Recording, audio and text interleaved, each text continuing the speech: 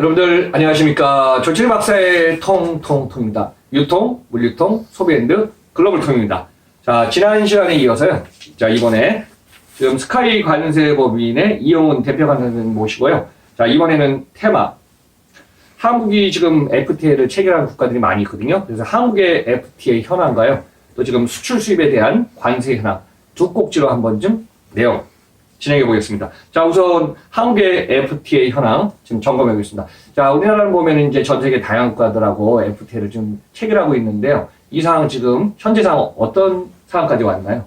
네, 일단 2021년 현재 우리나라 같은 경우에는 이제 그 1월 1일부로 한영 FTA가 체결이 발효가 되었습니다. 그래가지고 지금 현재 한국은 57개국에 총 17건의 FTA가 발효되고 있고 전체적인 비중이 거의 한 70%에 육박한다고 보시면 될 것 같습니다. 아, 57개국까지 늘어났네요. 몇 년 전만 해도 50개국 전후였는데요. 예, 많이 늘어났습니다. 자, 저도 이렇게 보고 있습니다. 이제 관세를 말씀해 주셨지만은 우리나라는 진짜 국내보다 글로벌 시장으로 나와서 허브앤드 스포크로 진짜 수출 수입을 많이 해야지 먹고 살지 않습니까? 예. 그리고 또 현지화도 시켜야 되고요. 예. 근데 이렇게 우리나라의 FTA 현황은 전 세계적으로 계속 확장하기 너무 좋겠죠.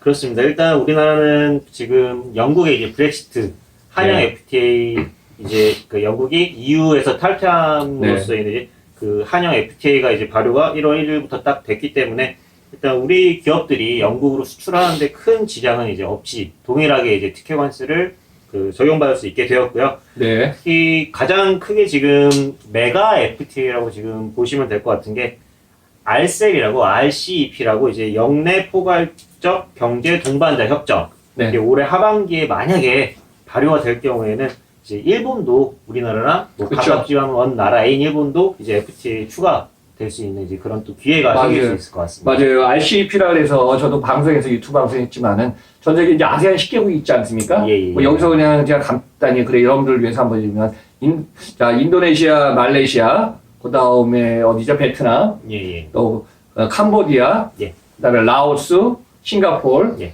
그다음에 지금 저기 미얀마, 브루나이 네. 관련해 갖고 지금 몇 개국이 저기 있지 않습니까? 예. 이제 이 10개국에다가 중요한 게 뭐냐면 우리가 이제 한중일이 들어가죠. 예. 한국, 중국, 일본. 그다음에 여기다가 뉴질랜드, 호주, 인도까지 들어가야 되는데 예. 인도는 여기서 빠져버렸죠. 예. 그래서 이 15개국이 아마 무역권을 형성하면은 아무튼 경제 블록 상당히 커질 걸로 좀 보고 있습니다. 예. 그러면 RCEP의 진행 사항은 어떻게 될까요? 일단 지금 아세안 회원국 이제 6개 국가랑 네. 이 아세안 3개 국가가 비준을 좀 빨리 해야 되고 이게 지금 타결이 됐다고 해가지고 이제 지금부터 거의 이제 시작한다고 보시면 돼요. 각 국가에서 이제 자체적으로 이제 네. 자체 비준 절차가 다 필요하고 이제 발효되기까지 그 많은 전문가들은 솔직히 이제 올해 안에 발효되기는 이제 좀 네. 힘들지 않을까라고 좀 예상을 하고 있고 네. 일단 RCEP 참가국의 규모가 전 세계에서 차지하는 비율이 거의 30% 가까이 되고 있습니다. 네. 그래가지고 일단 15개국이 체결한 이제 RCEP 같은 경우에는 최소 6곳의 아세안 회원국 그리고 3곳의 비아세안 회원국이 비준을 해야지만 이게 발효가 된다고 볼 수 있습니다. 네, 제가 지금 보니까 이제 원래는 16개국이 인도까지 들어가려고 했지 않습니까? 예. 근데 이제 여러분들 참고로 중국하고 인도는 이제 국경이 접경돼 있고요. 여러 가지 뭐 군사 충돌도 여러 가지 있지 않았습니까? 예. 그래서 이제 인도 입장에서는 전 세계 이제 생산 공장이 인도로 오고 있는데 중국과의 관계에서 여러 가지 마찰이 많이 있을 거예요. 그래서 이제 그런 문제가 좀 해소되면 괜찮지만은 아직까지 두 나라는 여러 가지 문제가 좀 많이 해결 안 되는 게 있지 않습니까? 아무래도 예, 생산 기지가 이제 좀 인도 쪽으로 이제 그쵸. 중국도 많이 인건비가 상승을 하고 있다 보니까 네. 이제 아세안 국가라든지 이제 인도 국가로 이제 생산 그런 기지들이 좀 이동해 가면서 약간 네. 뭐 어쩔 수 없이 마찰이 좀 발생하고 있는 것 같습니다.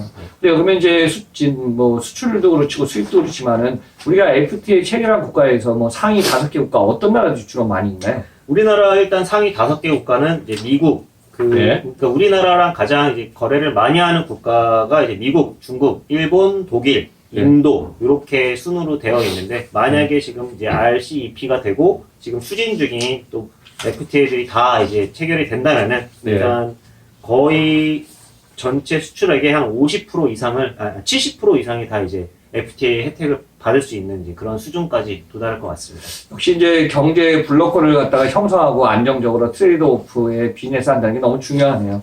맞습니다. 예. 자, 그런 시장으로 진짜 말씀해 주신 대로 우리나라 시장 계속 좀 진행할 걸로 보고 있고요.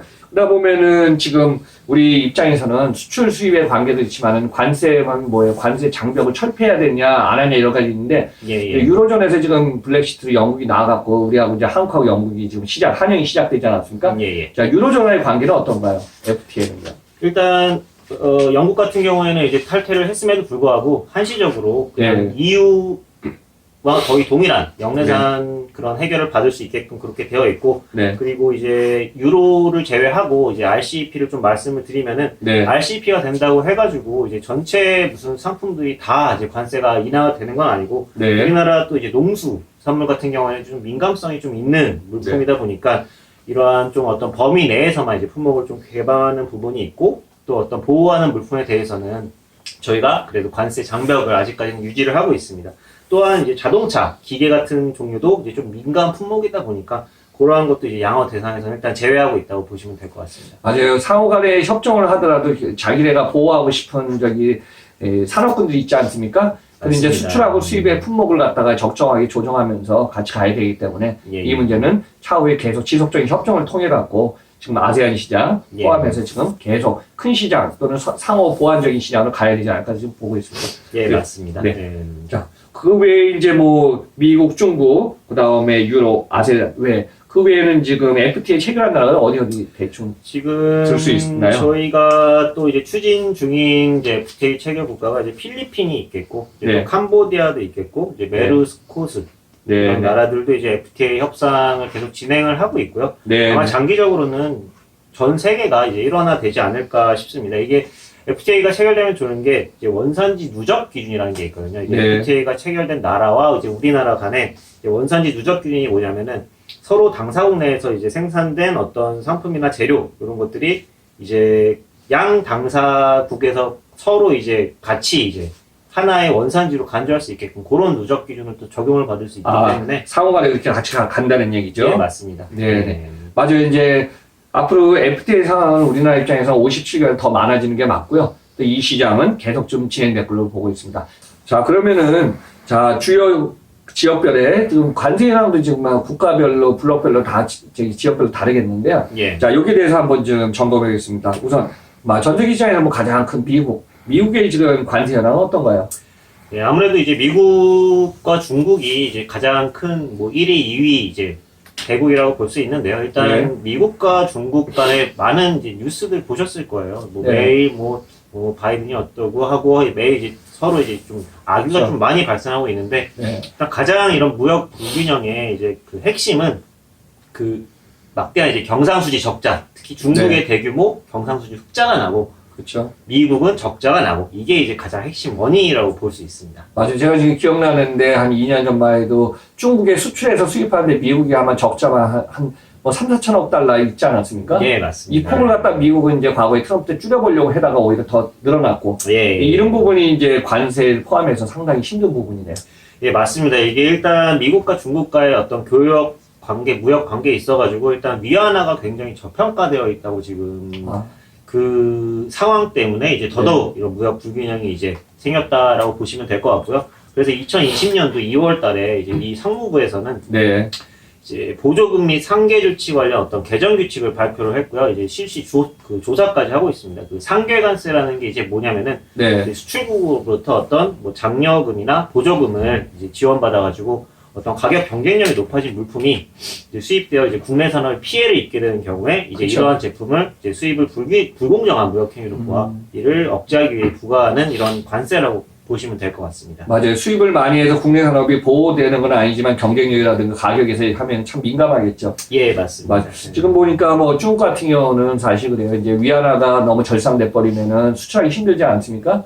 그렇습니다. 근데 이제 지금까지는 위안화가 뭐 절하된다는 것보다도 그만큼 안정적으로 가니까 전 세계에서 이제 그만큼 경쟁력이 있었던 것도 있기 때문에 맞습니다. 저 중국 같은 경우 이제 그런 게 계속 지금 타깃이 되겠네요.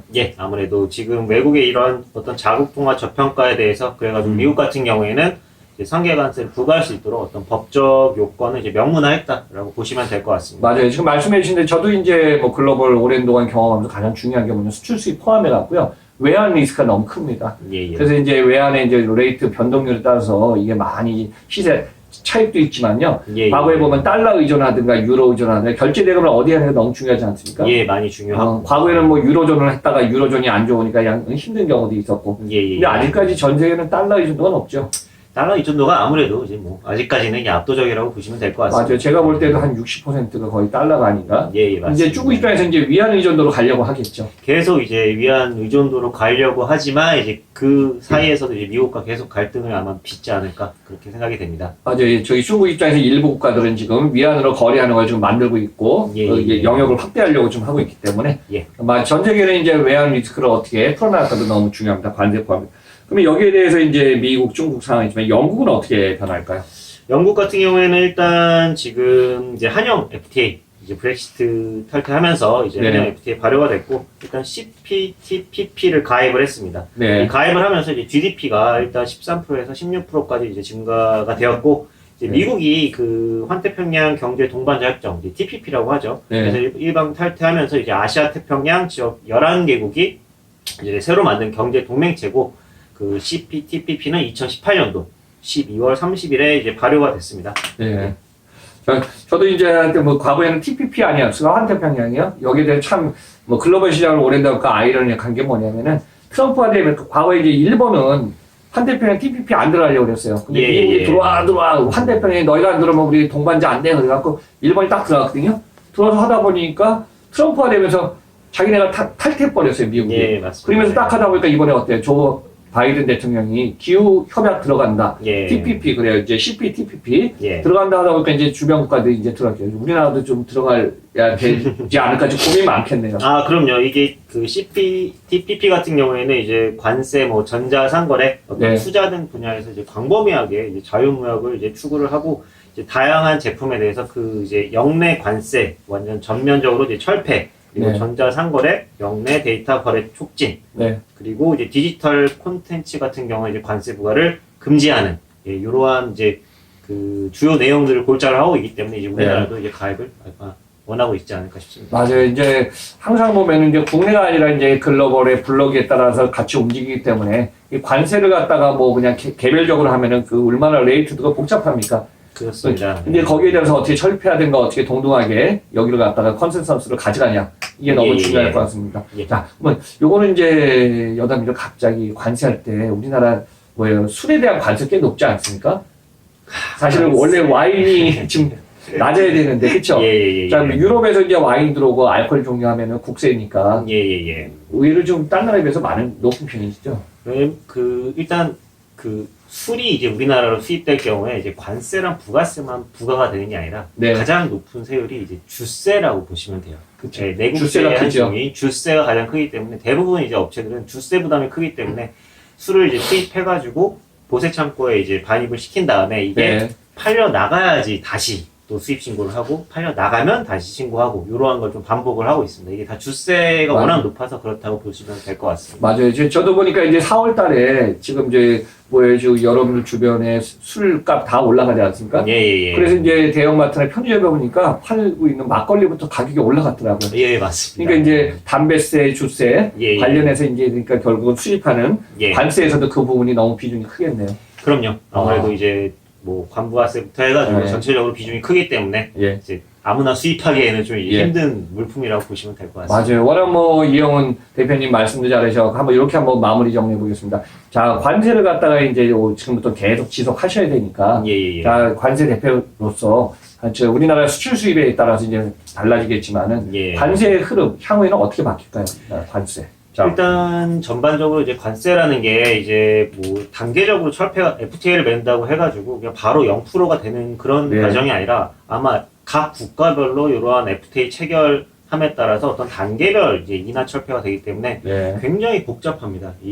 그냥 단순하게 그냥 이게 FTA 체결하면 0%다 이렇게 생각하시면 안 되고 이제 어떤 품목군이 뭐 예를 들어 가지고 올해부터 뭐 0.5%씩 뭐 다운이 된다 이런 개념으로 좀 생각을 하시면 될 것 같아가지고 네. FTA가 더 그 많아지면 많아질수록 물론 인하되는 그런 흐름은 당연한 거지만 네. 그거를 이제 계산하거나 이제 이런 부분은 분명히 이제 다시 체크를 해봐야 될 부분이라고 이제 보시면 될 것 네, 같습니다. 맞아요. 동감하고 있습니다. 저도 이제 유로존이 과거에 이제 상호 간에 FTA 체결하든가 비즈니스 내 테이블에서 같이 미팅할 때 보면은 뭐 유럽의 전문가가 너무 없다 이런 얘기 들은 적도 있고요. 그러다 보니까 양쪽에 이제 협상 테이블에 있을 때는 기본적인 전문 지식에다가 그 최소한 해외에서도 생활하고 경험한 전문가들이 많이 있어야 대등한 상황에서 이제 협정을 하든 가이드라인을 만들어 나갈 수가 있겠죠. 예, 그렇습니다. 그래서 우리가 이제 글로벌 시장으로 나갈 때 아무튼 관세, FTA 너무 이제 수출 수입 너무 중요한